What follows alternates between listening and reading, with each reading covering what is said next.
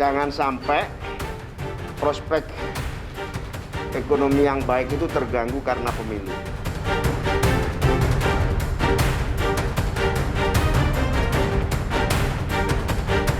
Kami memutuskan setuju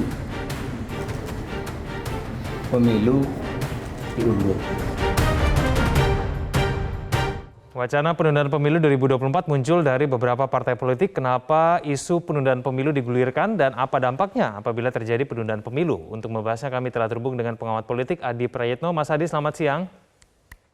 Selamat siang, Mas. Baik, apa kabar Mas Adi? Mas Adi, kan kita sudah cermati bersama ya bahwa wacana penundaan pemilu ini pertama kali digulirkan oleh Caimin. Apakah memang menurut Anda alasan penundaan pemilu ini memang hanya semata-mata karena ekonomi, Mas Adi? Ya, saya termasuk orang yang cukup menyayangkan ya kenapa sejumlah ketua umum partai politik mencoba untuk mewacanakan penundaan pemilu 2024. Pertama, tidak memiliki basis argumentasi yang cukup kuat dan tentu tidak memiliki legitimasi hukum yang kuat. Yang saya khawatirkan justru kalau pemilu itu ditunda, ini sangat potensial terjadi kios politik yang cukup luar biasa gitu ya, yang tidak berkesudahan. Karena kalau masa jabatan presiden berakhir, itu tidak otomatis presiden bisa diperpanjang masa jabatannya 2 tahun ataupun 3 tahun.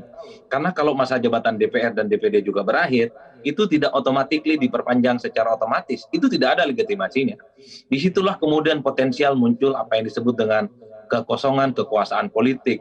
Kalau kekosongan politik ini tidak diantisipasi dengan baik, tidak ada supremasi hukum dan politik yang bisa memimpin negara ini, maka disitulah sebenarnya kekuatan-kekuatan politik itu akan berkelahi, berebut kekuasaan dengan cara apapun. Dan itu sebenarnya yang mesti dipikirkan oleh partai politik. Yang kedua, sebenarnya soal penundaan pemilu itu ada korespondensi historisnya ya. Misalnya soal Pilkada 2020 kan sempat diundur. Awalnya bulan Mei, kemudian tiba-tiba dilaksanakan pada bulan Desember 2020. Itu dengan alasan-alasan yang cukup kuat, misalnya alasan pandemi COVID-19.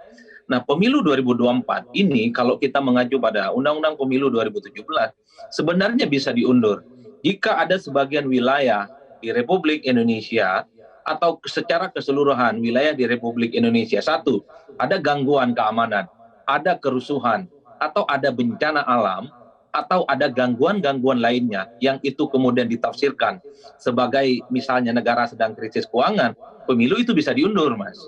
Cuman kan problemnya, argumen yang dibangun oleh PAN, oleh PKB, yang juga kemungkinan saat ini didalami oleh Golkar, itu kan argumen-argumen yang tidak ada dalam Undang-Undang Pemilu. Argumen misalnya soal tentang ekonomi, tentang kepuasan kinerja, ataupun aspek-aspek lain yang sebenarnya tidak diatur dalam Undang-Undang. Kalau Indonesia misalnya sedang dalam bencana alam, sedang dalam kerusuhan, atau sedang dalam perang, saya kira memang itu layak untuk ditunda sesuai dengan Undang-Undang Pemilu. Tapi kan problemnya itu tidak terjadi di Indonesia.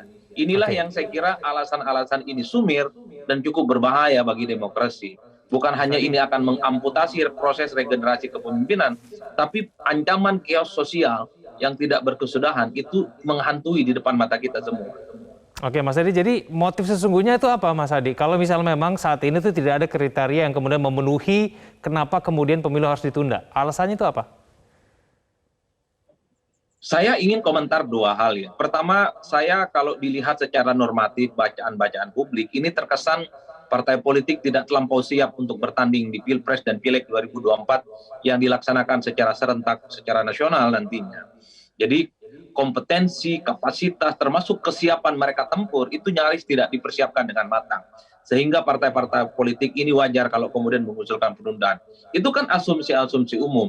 Tapi saya sebagai peneliti misalnya, kok saya curiga ada kekuatan politik yang sebenarnya mendikte dan mengintervensi sejumlah ketua umum yang terpaksa mengusung supaya pemilu 2024 itu ditunda. Karena saya yakin betul orang seperti Muhaimin Iskandar, Pak Zulkifli Hasan, ataupun elit Golkar sadar betul dengan mengusung penundaan pemilu, mereka akan dibully, akan dikecam, bahkan akan dicaci maki oleh seluruh rakyat Indonesia. Tapi mereka rela dikritik, dibully oleh publik karena diintervensi dan ditekan oleh sejumlah dalam tanda kutip kekuatan-kekuatan besar itu, Mas. Inilah yang saya kira bahwa ini tidak mungkin berdiri sendiri karena gerakannya cukup simultan. Ada sejumlah partai, besoknya juga ada partai lain yang juga menyambut dengan baik yang kemudian membuat wacana ini begitu luar dan begitu gaduh. Saya kok rasa-rasanya ini bukan keinginan PAN, bukan keinginan PKB, atau juga bukan keinginan Golkar, tapi ada orang yang mencoba untuk mengendorse supaya soal pemilu 2004 ini ditunda. Bagi saya misalnya, soal penundaan pemilu ini kan anak kembar dari saudaranya yang sebelumnya sudah ditolak, yaitu soal usulan jabatan presiden diperpanjang menjadi 3 periode. Cuman bedanya, jabatan presiden 3 periode, ini kan memungkinkan Jokowi misalnya, itu harus tanding ulang di 2024. Tapi kalau jabatan atau pemilu presiden di 2024 ini ditunda, pemilunya itu kan mengasumsikan bahwa seakan-akan ketika jabatan presiden itu berakhir, otomatis Jokowi bisa diperpanjang 2 tahun. DPR dan DPD juga otomatis diperpanjang 2 tahun. Itu yang sebenarnya dibayangkan oleh partai politik. Ini yang saya kira tidak ada nomenklatur politik dan hukumnya yang kemudian khawatir akan terjadi kekosongan kekuasaan. Jadi ketimbang selalu menimbulkan kegaduhan, menabrak nilai-nilai demokrasi, perjuangan para aktivis 98 menegakkan bagaimana konstitusionalisme demokrasi diperjuangkan, saya kira harus disudahi wacana soal tentang penundaan pemilu 2024. Ini menciderai dan sekaligus mengangkangi demokrasi kita yang sebenarnya secara perlahan sudah mulai terkonsolidasi dengan baik. Oke, Mas Adi, tapi ini bakal gol nggak sih wacana ini? Kan Presiden sudah bilang ya melalui juru bicaranya bahwa Presiden tidak akan ambil bagian begitu dalam penundaan pemilu. Lalu kemudian ini baru 2 yang mendukung dan kemungkinan menjadi 3, yaitu Partai Golkar, PAN dan PKB yang mungkin mau mewacanakan penundaan ini. Bakal gol tidak sih wacana ini, Mas Adi? Kuncinya ada 2. Pertama, Presiden harus menolak. Kalau Presiden menolak dan meminta kepada partai-partai politik pengusungnya untuk berhenti mewacanakan penundaan pemilu, saya kira partai politik itu akan diam. Mereka itu akan sami'na wa ta'na, taat secara robotik kepada Presiden sebagai pemimpin koalisional pemerintah saat ini.